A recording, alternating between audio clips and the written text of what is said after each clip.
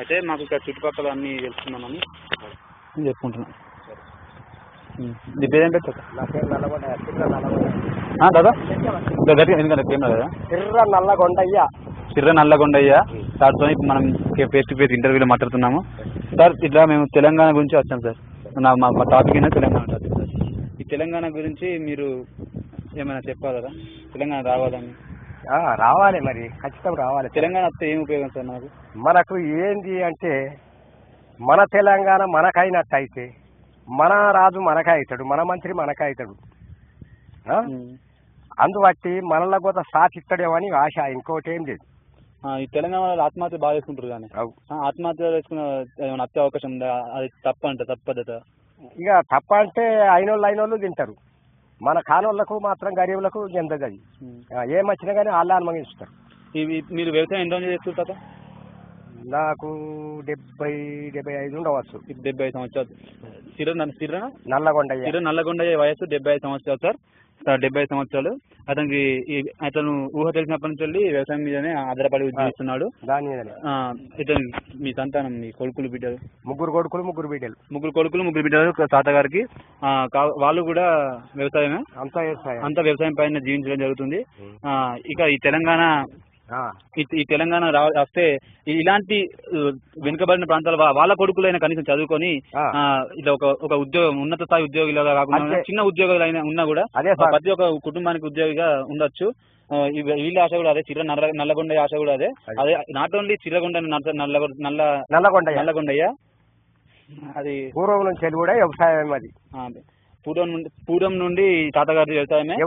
కావున ఇక ఈ తెలంగాణ ప్రభుత్వం ఈ కేంద్ర ప్రభుత్వం తెలంగాణ ఇస్తామని మోసం చేసింది కదా, దానిపైన మీరు కొంచెం ఏమైనా చెప్తారా?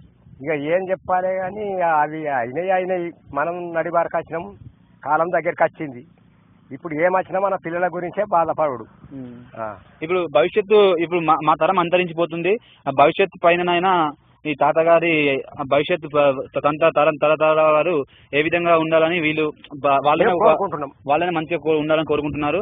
ఇకనైనా ఈ కేంద్ర ప్రభుత్వం ఇలాంటి వెనుకబడిన తెలంగాణ ప్రాంత ప్రజల మనస్సులోని మాటలు వినైనా కడిగి తెలంగాణ రావాలని, చాలా వరకు తెలంగాణ ఇవ్వాలని, ఇచ్చి మా తెలంగాణ ప్రజలను ఆదుకోవాలని కోరుకుంటున్నాము.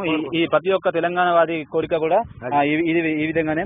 ఎటువంటి ఆత్మహత్యలు కూడా చేసుకోవద్దు. ఈ తెలంగాణ ప్రజలు తెలంగాణ వచ్చాక ఎవరు మళ్ళీ అనుభవించడానికి ఎవరు లేకపోతే మళ్ళీ ఆంధ్ర పాలకులు పెట్టడం వచ్చే అవకాశం ఉంటుంది. కావున తెలంగాణ ఇచ్చి కూడా ఇయ్యనట్టు కిందికే పోతుంది. ఈ తెలంగాణ ప్రజలు అంతే కోరుకుంటున్నారు, వాళ్ళ మనసులో భావన అంతే సార్. రైట్ తాత. ఏ ఊరు తాత ఇది? నాచిపల్లి. తాతగారిది నాచిపల్లి. మీరు వ్యవసాయం ఎన్ని నుంచి చేస్తుర్రే?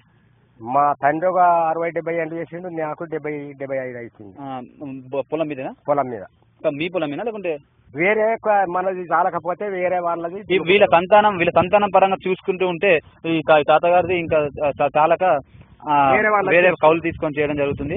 ఇకనైనా ఇలాంటి ఎటువంటి అవరోధాలు జరగకుండా తెలంగాణ రావాలి, వచ్చి ప్రతి ఒక్క ఇంటికి ఒక ఉద్యోగిని ఇవ్వాలని కోరుకుంటున్నాం. జై తెలంగాణ. జై తెలంగాణ. అను తాత. జై తెలంగాణ. రైట్. జై Telangana. Right sir, thank you. Cameraman జెర్మియాతో T news Samanth, Jagtial. Sir కలుస్తాం. టీవీ వస్తుంది, మీకు టీవీ వస్తుంది? ఇలా టీవీ ఉంటుందా? రేపు 2 గంటలకు ఉంటుంది సార్. 2 గంటలకు వస్తుంది. మనకు అది లేదు, టీవీ ఉన్నది కానీ దాని దిశ లేదు. మనం మాట్లాడింది మీరు మాట్లాడింది అంత వస్తుంది. Right sir, thank you sir. Cooperation.